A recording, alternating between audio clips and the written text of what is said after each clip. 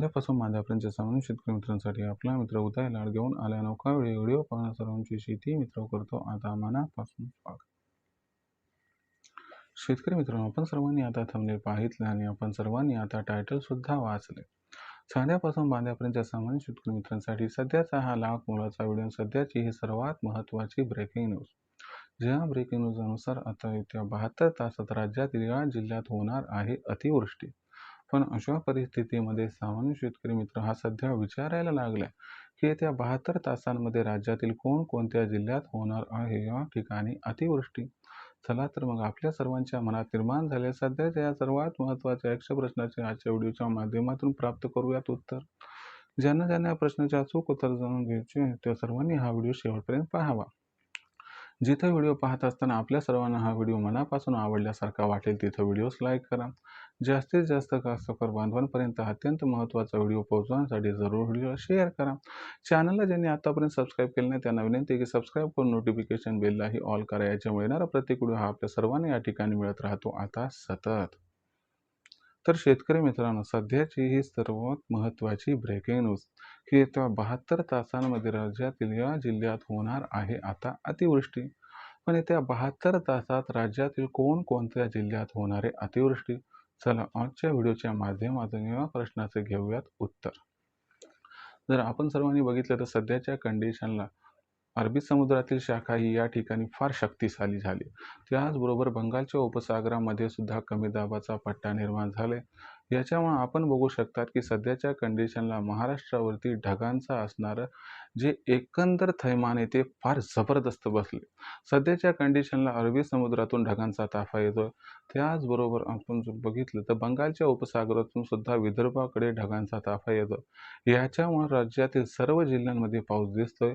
पण सध्याच्या कंडिशनला मराठवाड्यामध्ये पावसाचं प्रमाण थोडं कमी आहे. बाकी आपण जर बघितलं तर इतर जिल्ह्यांमध्ये पावसाचं प्रमाण हे जबरदस्त आहे. मग येत्या 72 तासामध्ये राज्यातील कोणकोणत्या जिल्ह्यात अतिवृष्टी होऊ शकते चला बघूयात.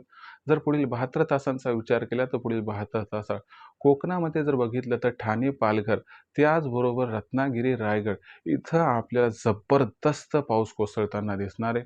म्हणजे इथं आहे घाटमाथ्यावरती रेड अलर्ट. बाकी उर्वरित कोकणासाठी दिला गेलेला आहे या ठिकाणी ऑरेंज अलर्ट. तर इथं सिंधुदुर्ग, मुंबई शहर, मुंबई उपनगर यांचा समावेश आहे. त्याच्यानंतर जर आपण उत्तर महाराष्ट्राकडे आलो तर उत्तर महाराष्ट्रामध्ये नाशिकमध्ये रेड अलर्ट आहे. त्याचबरोबर धुळे, नंदुरबार आणि जळगाव यांच्यासाठी पुढील 72 तासांचा विचार केला तर इथं आहे ऑरेंज अलर्ट. त्याच्यानंतर विदर्भाकडे जर गेलो तर विदर्भातील जे उत्तर विदर्भातील जिल्हे ज्याच्यामध्ये आपण जर बघितलं तर बुलढाणा, त्यानंतर अकोला, त्याचबरोबर अमरावती, वर्धा, नागपूर आणि पूर्व विदर्भामध्ये चंद्रपूर, गडचिरोली, भंडारा, गोंदिया इथं आपल्याला जो पाऊस आहे तो सुरुवातीला काही भागात रेड अलर्ट दिला आणि कुठं कुठं ऑरेंज अलर्ट आहे.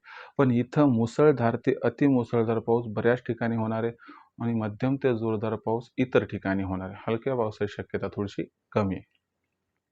त्याच्यानंतर उर्वरित जर विदर्भाचा विचार केला ज्याच्यामध्ये वाशिम येते, त्यानंतर यवतमाळ आहे, तर दक्षिण विदर्भातील जे जिल्हे तिथं थोडासा पाऊस तुलनेनं कमी आहे. म्हणजे इथं पाऊस होणार नाही अशातला भाग नाही, पण इथं पाऊस हलक्या ते मध्यम स्वरूपाचा कुठं कुठं मुसळधार पाऊस हा होऊ शकतो. त्याच्यानंतर मराठवाड्याचा विचार केला तर मराठवाड्यातील 5 जिल्हे जे आहेत छत्रपती संभाजीनगर, जालना, परभणी, हिंगोली आणि त्याचबरोबर बीड. तर इथं तुम्हाला जो आहे तो पाऊस या ठिकाणी येलो अलर्ट दिला मुसळधार दिसणार आहे. पण पावसाची तीव्रता जर आपण बघितलं लातूर आणि धाराशिवमध्ये थोडी कमी आहे. नांदेड जिल्ह्याचा विचार केला तर पाऊस ठीकठाक राहणार आहे. काही भागात येलो अलर्ट आहे, काही भागात जो लातूरला लागून आहे तिथं थोडा कमी पाऊस आहे. त्याच्यानंतर आपण जर बघितलं या ठिकाणी पश्चिम महाराष्ट्राकडे तर इथं पुणे जिल्ह्याचा घाटमाथ्याचा एरिया, साताऱ्याचा घाटमाथ्याचा एरिया, कोल्हापूरचा घाटमाथ्याचा एरिया इथं रेड अलर्ट आहे, मुसळधार पाऊस आहे. त्यानंतर पठारी एरिया जो आहे नगर जिल्ह्याचा, पुणे जिल्ह्याचा, सातारा, कोल्हापूर जिल्ह्याचा इथं पाऊस मध्यम ते जोरदार आहे. आणि बाकी पर्जन्य छायाचा प्रदेश उर्वरित सांगली, सोलापूर, नगरचा दक्षिण विभाग इथं पाऊस हलका ते मध्यम पडणार आहे. म्हणजे पाऊस हा आपल्याला सर्वदूर चांगला दिसणार आहे. पण जर तुलना करायला गेलो तर थोडंसं दक्षिण भागामध्ये पाऊस कमी आहे. दक्षिण मराठवाडा, दक्षिण विदर्भ आणि दक्षिण महाराष्ट्र पलीकडच्या साईडचा. तर इथं पाऊस कमी, पण येत्या 72 तासात संपूर्ण राज्यात समाधानकारक पाऊस होणार आहे. विदर्भातील बऱ्याच ठिकाणी, त्याचबरोबर आपण जर बघितलं कोकण आणि उत्तर महाराष्ट्रातील काही भाग आणि पश्चिम महाराष्ट्रातील घाटमाथ्याचा एरिया इथं मात्र आपल्याला अतिवृष्टी बऱ्याच ठिकाणी दिसू शकते.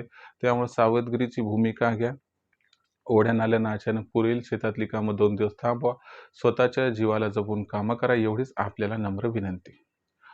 इथून पुढे पाऊस कशा पद्धतीनं कोसळू शकतो याच्याबद्दल लेटेस्ट माहिती जाणून घेण्यासाठी पाहत राहा आवडते यूट्यूब चॅनल शेतीमित्र. व्हिडिओमधील माहिती आवडली असेल तर व्हिडिओस लाईक करा. शेतकरी मित्रांपर्यंत हा अत्यंत महत्त्वाचा व्हिडिओ पोहोचवण्यासाठी व्हिडिओ शेअर करा. चॅनलला आतापर्यंत सबस्क्राईब केलं नसेल सबस्क्राईब करून नोटिफिकेशन बेल ऑल करा. याच्या होणारा प्रतिक्रिया आपल्याला मिळत राहतो इथं सतत. तर मित्रांनो, अशाच एका नवीन व्हिडिओसह मी आपला मित्र उद्या आपलं सर्वांना आवडतं यूट्यूब चॅनल शेतीमित्र मित्र सातत्याने तोपर्यंत सर्व शेतकरी मित्रांचे व कास्तकार बांधवांचे आजच्या वेळेत उद्या व्यक्त करतो. मनापासून खूप खूप आभार.